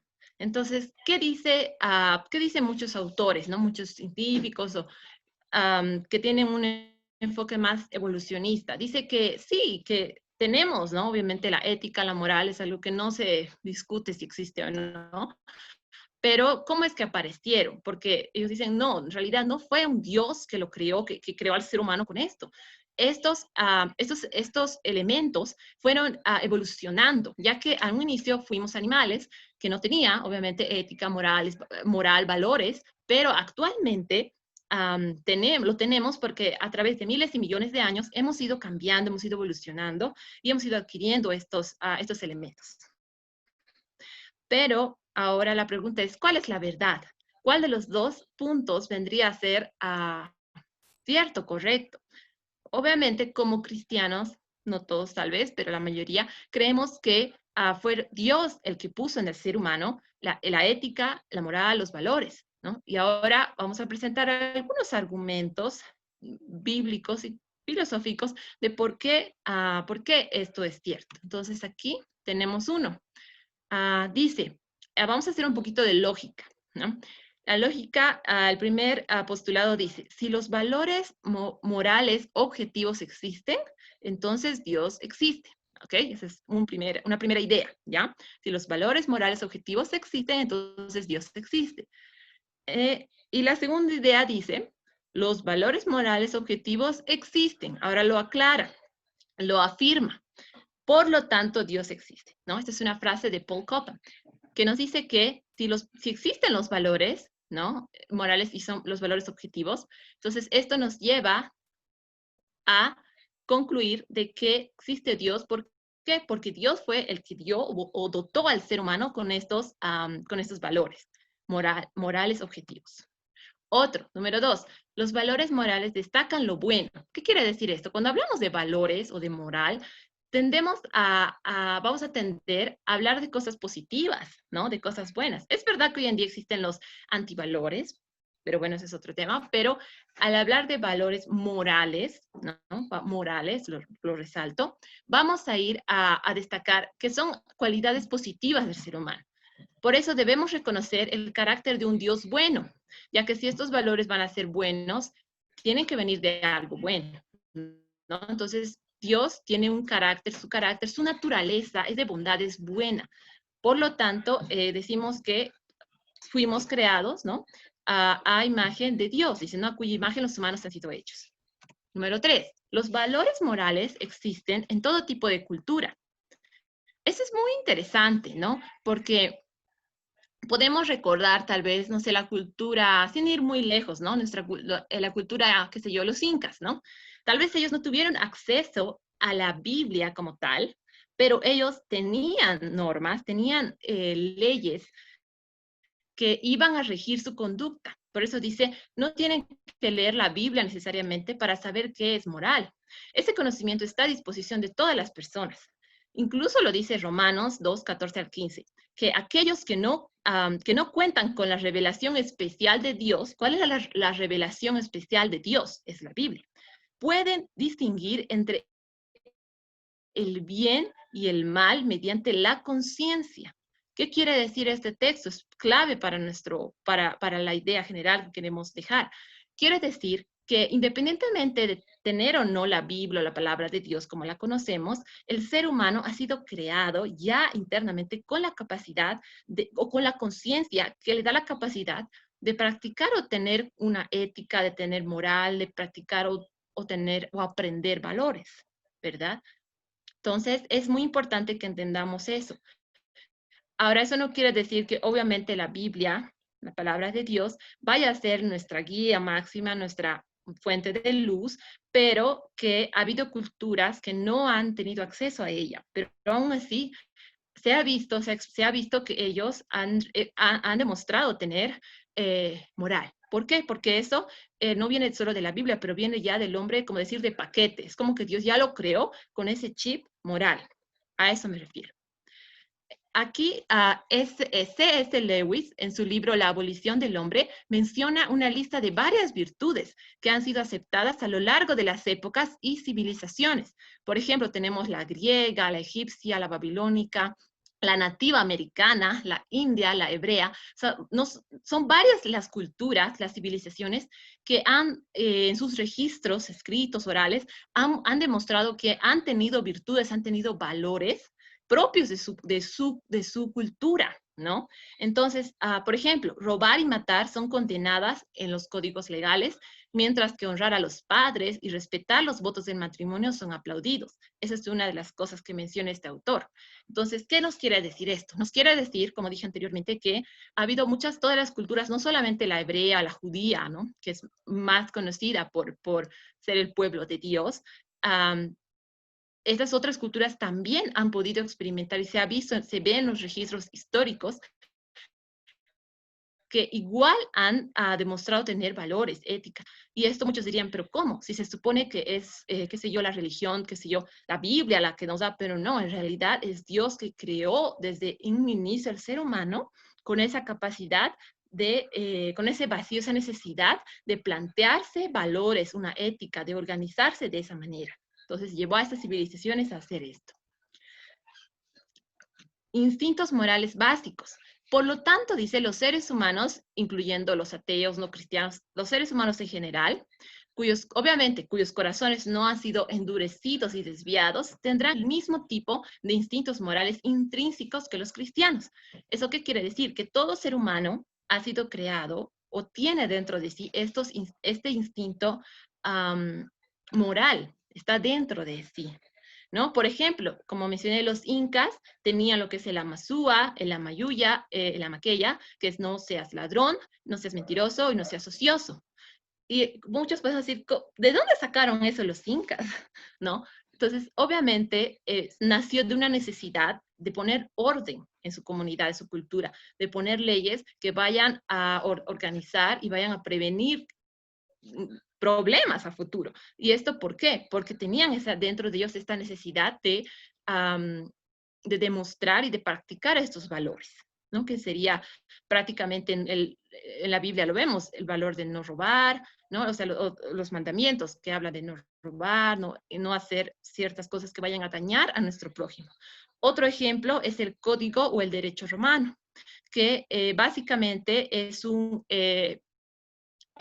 código, ¿no? Como lo dice, ¿no? Que va a enlistar ciertas leyes, ¿no? Que los romanos dijeron desde esa época, ¿no? Que hasta ahora en las universidades, en las escuelas de derecho, lo siguen estudiando, ¿no? ¿Por qué? Porque ellos han sabido poner ciertos estatutos legales que tienen que ver con la moral, ¿no? Con los valores, con el respetar la vida, respetar la propiedad ajena, etcétera. Ahora, también hay culturas que no tienen principios y prácticas morales. Por ejemplo, están los caníbales de la antigua Nueva Guinea que elogiaban la traición y el asesinato y el canibalismo. Ahora, vemos la otra cara. Decimos, pero también hay otras culturas, ¿no? Como ya mencioné en el ejemplo, que prácticamente para ellos, parte de sus valores, parte de sus prácticas cotidianas, estaba el canibalismo, el asesinato, para ellos era algo positivo. Entonces, ¿cómo explicamos estos conflictos morales? Bueno, la respuesta es clara. El pecado ha sido el que ha ido dañando la imagen de Dios en el hombre, ¿no? Años y años de degradación gracias al pecado ha llevado a que muchas culturas o personas prácticamente pierdan esos valores que originalmente tenían. Ahora, eso no significa que no sea parte de ellos, pero que lastimosamente el pecado ha ido desvirtuando, ¿no? Ahora, abajo puse los principios morales son descubiertos, no inventados. ¿Qué quiero decir con esto? Quiero decir que los principios morales están dentro de uno porque Dios nos ha creado con esa capacidad, nos ha creado a su imagen y semejanza. Y Dios al ser un ser moral, entonces, por lo tanto, el ser humano también lo es. Por eso no debemos inventar, no es algo que haya sido de afuera, sino es algo que ya venía dentro de nosotros porque de esa manera fuimos nosotros creados. Ahora, también tenemos que ver que hay libertad de vivir con moral y sin moral, ¿no? Aquí entraría la libertad de elección o el libre albedrío con el que Dios también nos ha creado. Por eso es que en Juan 3:1-11 dice, el que hace lo bueno es de Dios, pero el que hace lo malo no ha visto a Dios. Tenemos otro en Romanos 12:21 que dice, no sido de lo malo, sino vence con el bien el mal. Mateo nos dice, Mateo 12:35, el hombre bueno del buen tesoro del corazón saca buenas cosas y el hombre malo del mal tesoro saca malas cosas. Finalmente, Romanos 7:19. ¿Qué nos dice todo esto? Tiene la capacidad de decidir ser un ser moral o no. Pero eso no significa que no tenga dentro de sí la capacidad de serlo, ¿no? Entonces, básicamente, hemos sido creados, como dice acá, con la capacidad de decidir, ¿no? ¿Qué cosa, si vamos a seguir el camino correcto o no? Pero, de hecho, también lo resalta acá, que sí hay, ¿no? Esa diferencia hay, bueno, lo que es bueno y lo que es malo, y el ser humano tiene esa capacidad de ser moral, pero también puede decidir ser o no ser, ¿no? Ahora, Dios ha creado al hombre como Él es, eso ya lo mencioné anteriormente, ¿no? Dios al ser un Dios bueno, con una naturaleza buena, ¿no? Con cualidades morales muy elevadas, ha creado al ser humano no solamente igual a él físicamente, pero también moral, internamente, ¿verdad? Por eso es que podemos decir que el ser humano es, de hecho, su capacidad moral es una evidencia de que Dios lo ha creado y que no ha sido un proceso evolutivo. ¿Por qué? Pues, y lo puse acá en el segundo enunciado. La moralidad no evoluciona. En toda época hubo gente buena como gente mala. ¿Qué quiere decir esto? Quiere decir que si nuestra moral estuviera evolucionando, deberíamos ser cada vez mejores, deberíamos ser cada vez más buenos, ¿no? Pero eso no es así. Como podemos ver, más bien pareciera lo contrario. Pareciera que cada vez los valores se van perdiendo en las familias, pareciera que cada día vamos perdiendo los principios, la moral. Ya no se ve gente ética en los puestos de trabajo, más bien se ve lo contrario, ¿no? Y hay prácticamente hoy en día una pérdida muy grande de los valores que antes a veces se veía más en las personas. Antes los tratos eran más de manera verbal, pero hoy en día no, ya nada, la palabra no cuenta, tiene que ser todo firmado, todo, ¿no? Eso es verdad. Por eso no podemos creer que hemos ido evolucionando moralmente, porque no es así. O sea, la realidad que vemos cualquiera, desde cualquier punto de vista, vemos que no hemos ido mejorando moralmente, sino más bien hemos ido, digamos que yendo en reversa, ¿verdad? Ahora, vamos a ver un poquito de qué dice el psicoanálisis sobre los valores. De acuerdo con la teoría de la personalidad desarrollada por Sigmund Freud en sus estudios sobre el psicoanálisis, nos habla de tres elementos, ¿no? De tres componentes, el ello, el yo y el superyo. Ahora, ¿qué tiene que ver esto con el tema que estamos tratando? Muy simple. El ello, básicamente, vendría a ser todo el componente inconsciente, no es innato, dice el psicoanálisis. El yo vendría a ser todo lo que es consciente, lo que sabemos que hacemos, ¿no? Lo que prácticamente se desarrolla por la interacción del ser humano con su realidad. Y lo que me gustaría enfocar es en el super yo. ¿Qué es el super yo? Son las normas morales ideales que se desarrollan a partir del yo y el consciente en la representación de los ideales y valores morales y culturales del individuo. En otras palabras, el super yo actúa como un consejero para el yo. Entonces, aquí podemos ver que incluso este autor, basándose en el psicoanálisis, habla de que el ser humano tiene este elemento dentro de sí, el super yo que vendría a ser eso que te controla. Y como dice acá, esto depende mucho de cómo haya sido el desarrollo de la persona, cómo haya sido su educación. Si tus padres desde muy niño te han educado de que copiar en el examen es malo, entonces tú cuando estés a punto de copiar, tu compañero te diga, copia, copia. Entonces tú vas a tener ese super yo que, uy, te va a poner ese alto y te va a decir, no lo hagas. ¿Por qué? Porque no está bien. Este punto, o sea, este elemento que es el super yo, que vendría a ser los valores, la parte moral, lo que de alguna manera te controla, te regula tu conducta, es parte o es una evidencia más de que sí, que el ser humano tiene. Ahora, ya a punto de terminar, ¿cuál es el efecto del pecado en la moral? Como hemos mencionado al inicio, hemos sido creados con la capacidad de ser seres morales, éticos y tener valores.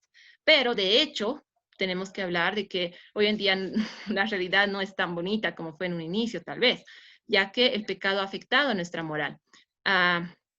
Dice, el pecado adormece la percepción moral, ¿no? Una de las citas. La otra, una vez que el pecado amortiguó la percepción moral, el que obra mal no discierne los defectos de su carácter. Entonces, una vez que el pecado nos ha dañado tanto como se podemos ver hoy en día, entonces nuestra percepción moral prácticamente ya no discierne, ¿no?, los defectos de nuestro carácter. Como dijo Kevin, me encantó la presentación de Kevin, donde mencionó que prácticamente hoy en día ya no vemos nuestros defectos, solo queremos ver lo positivo o lo que creemos que es positivo de nosotros, ¿no? Incluso podría ser algo inmoral, pero nosotros creemos que es bueno. Entonces, eso es una realidad hoy en día con la que vivimos. Entonces, él, quien es el Dios, quiere restaurar su imagen moral en el hombre. Ahora, ¿cuál es el papel qué papel juega la educación en todo esto? Como mencioné al inicio, desde mi área de trabajo, que es la educación, vamos a ver en dónde entra en toda esta ecuación, ¿no? Del ser humano creado, fue perdiendo su capacidad moral, pero sigue teniéndola. Entonces, ¿dónde entra la educación? Dice, los principios morales han sido afectados por el pecado. Bueno, eso ya sabemos. 2, la verdadera educación es un medio. Eso es importante que recordemos. Es solo un medio, no es el fin en sí misma. ¿Es un medio para qué? Para restaurar la imagen de Dios en el hombre. Ese vendría a ser el fin, ¿no? Restaurar, hacer al hombre mejor, volver al hombre al ser que fue originalmente. Y 3, la imagen de Dios tiene que ver con su carácter. Son las características éticas, morales y los valores que tiene el hombre. Entonces, la imagen de Dios, ¿cómo es Dios? Eso, como ya mencioné anteriormente, Dios es un ser ético, es un ser moral. Obviamente, actualmente es prácticamente imposible volver al nivel que tiene Dios, porque eso solo lo lograremos cuando Dios nos restaure completamente. Pero, de hecho, que la educación viene acá a intervenir, viene acá a iniciar ese proceso de mejora. Entonces, el papel de la educación cristiana, y justamente el libro La Educación dice, la obra de la redención debía restaurar en el hombre la imagen de su hacedor, devolverlo a la perfección con que había sido creado. Este es el objeto de la educación, el gran objeto de la vida. Entonces, aquí vemos que la obra de la redención, como dice, debería ser ¿cuál? Restaurar, mejorar en el hombre, mejorar al hombre, ¿no? Y devolverlo a la perfección con la que en un momento fue creado. Este debería ser el objeto principal de la educación, ¿no? En este caso, de la educación cristiana.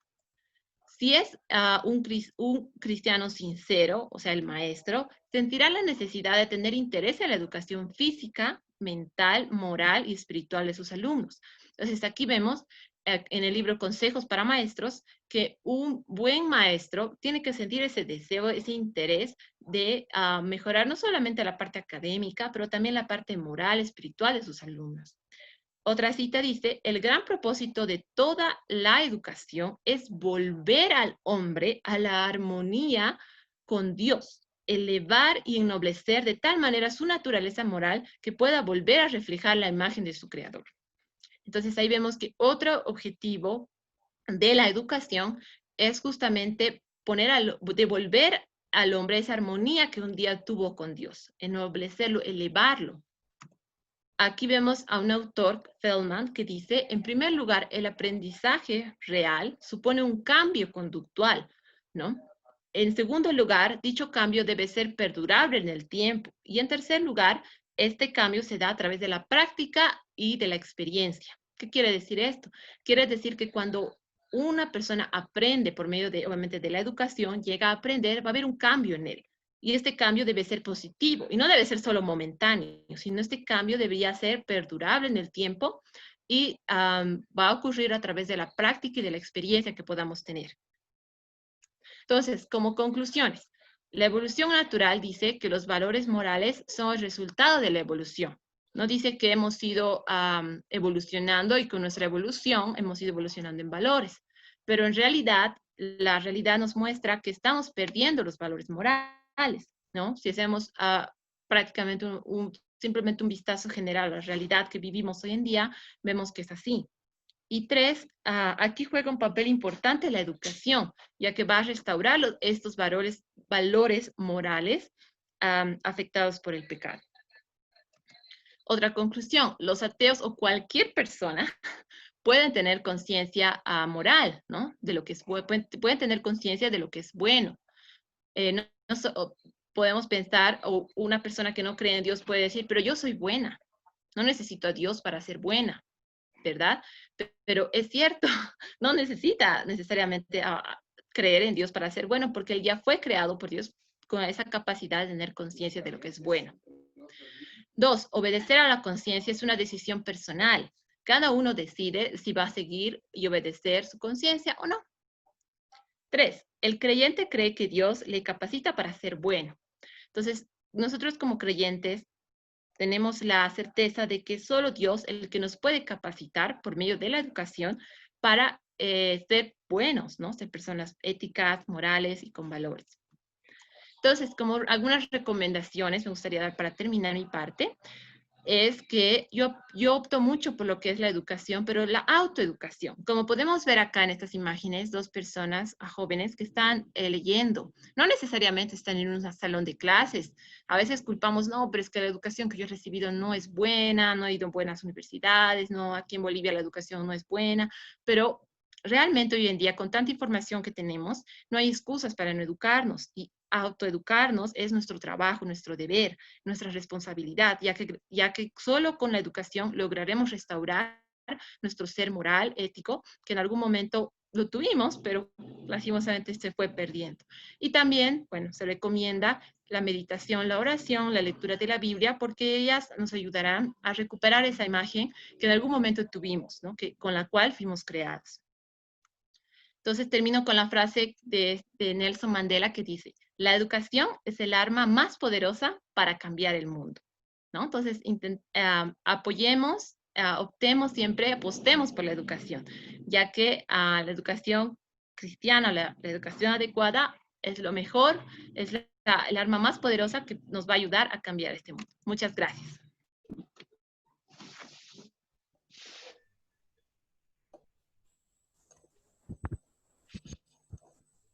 ¿Listo?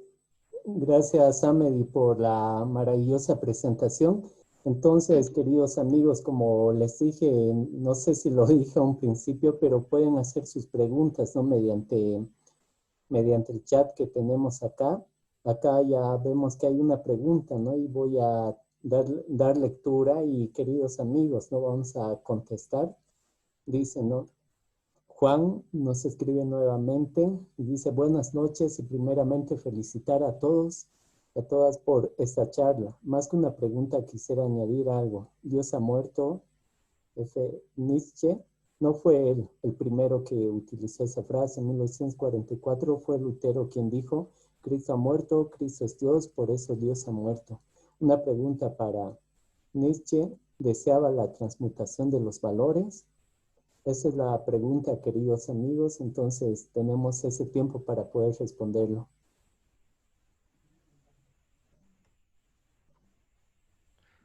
Ok, vaya. Eh, Cristo muerto, Cristo es Dios, por eso Dios ha muerto de Lutero. No, no era algo que conociera antes y vaya, va a ser algo que va a ser para estudiar. No sé si mis compañeros conocen algo acerca de esto, pero con respecto a la pregunta de Nietzsche, deseaba la transmutación de los valores. Sí, uno de los análisis más objetivos, si se puede decir, con respecto al pensamiento de Nietzsche, está en cuanto al análisis que hace con respecto a la transmutación que ha habido y que sigue habiendo con respecto a los valores de las sociedades, en cómo antes algunos valores eran más representativos que otros y estos han ido transformándose. Y en cuanto a la pregunta, ¿deseaba la transmutación de los valores? Esto es algo que sí me gusta bastante de Nietzsche, y es que cuando se lo considera un filósofo nihilista, también se lo está limitando en el sentido de que no era verdaderamente un nihilista o un pesimista, porque a pesar de tener una fuerte crítica con respecto a tantos aspectos sociales, él daba una salida desde su punto de vista, desde su perspectiva, y era justamente esta, de desplegarnos de todo valor que nos haya perjudicado, todo valor que nos haya inculcado ciertas instituciones sociales y ser materia viva, ser vivos realmente, ser un hombre vivo y construirnos desde los valores. Bueno, ese era el pensamiento de Friedrich Nietzsche. Muy bien, gracias. ¿Alguna otra acotación? Sí, agradecerle a Juan por la acotación, ¿no? El dato de Martín Lutero. Yo había escuchado de un personaje, Philipp Mailander, ¿no? Que era filósofo y poeta alemán, que era seguidor de Schopenhauer, ¿no? Que muchos afirman que Nietzsche también le copió la frase a él, porque dentro de sus escritos dijo que Dios está muerto, ¿no? Pero el dato de Lutero tampoco lo tenía, y realmente interesante, ¿no? Que puedan aportarnos así datos relevantes. Creo que lo que ha dicho la explicación de Kelly es magnífica en cuanto a Nietzsche, y simplemente eso. Claro, y en base a eso, ¿no? Hegel acota, ¿no? En base al dicho de Lutero, que Dios sí murió, ¿no?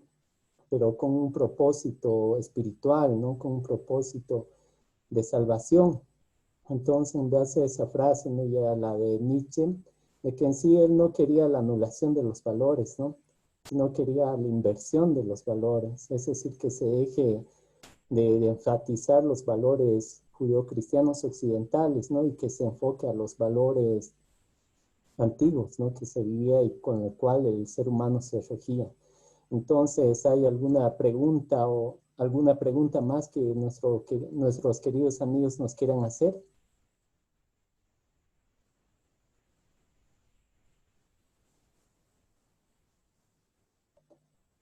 Creo que no, ¿verdad? Creo que no hay ninguna pregunta. Entonces, queridos amigos, agradecerles nuevamente por estar acompañándonos, por acompañarnos esta noche, agradecer a Kevin, Samer y Freddy y a cada uno de ustedes. La verdad, como les dije, ¿no? Es por ustedes que llevamos a cabo esto. Nos gustaría que pueda crecer, puedan invitar a más amigos.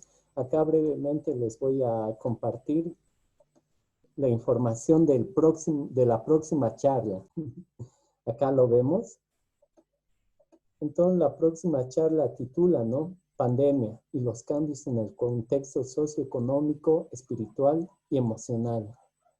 Hoy en día estamos en esta época de pandemia, ¿no? En la cual tal vez el ser humano se ha vuelto más egoísta, el ser humano está cambiando radicalmente en varios aspectos.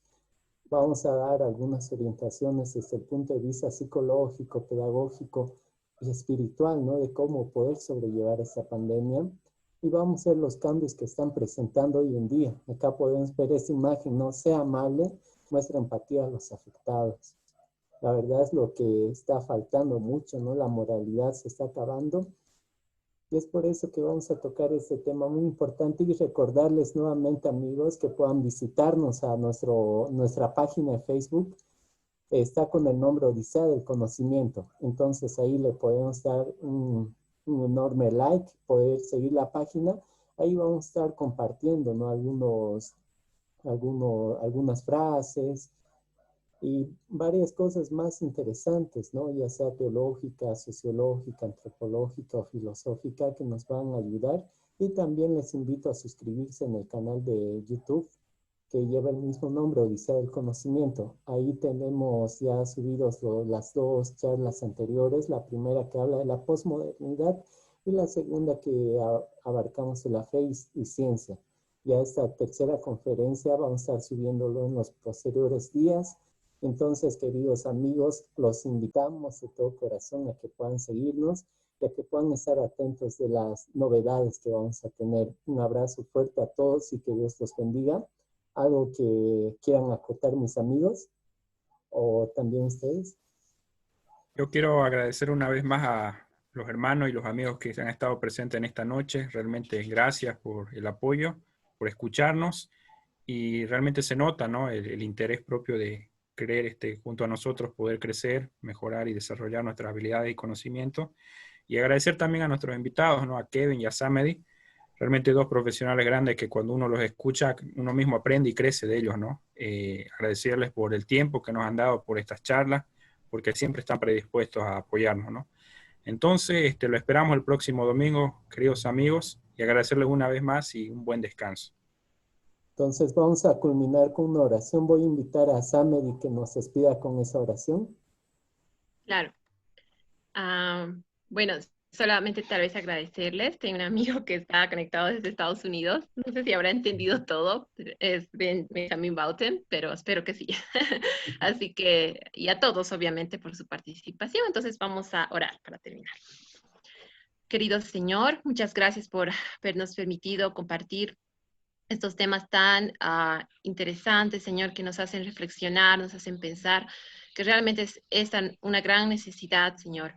Ayúdanos a siempre cuestionarnos, pero siempre buscarte, Señor, para tener las respuestas que necesitamos. Gracias, Señor, por la oportunidad, Señor, de compartir estos temas con tus hijos que están acá presentes. Danos un buen descanso. Te pedimos esto en el nombre de Jesús. Amén. Amén. Hasta la próxima, queridos amigos. Los esperamos el próximo domingo. Bendiciones. Hasta luego a todos.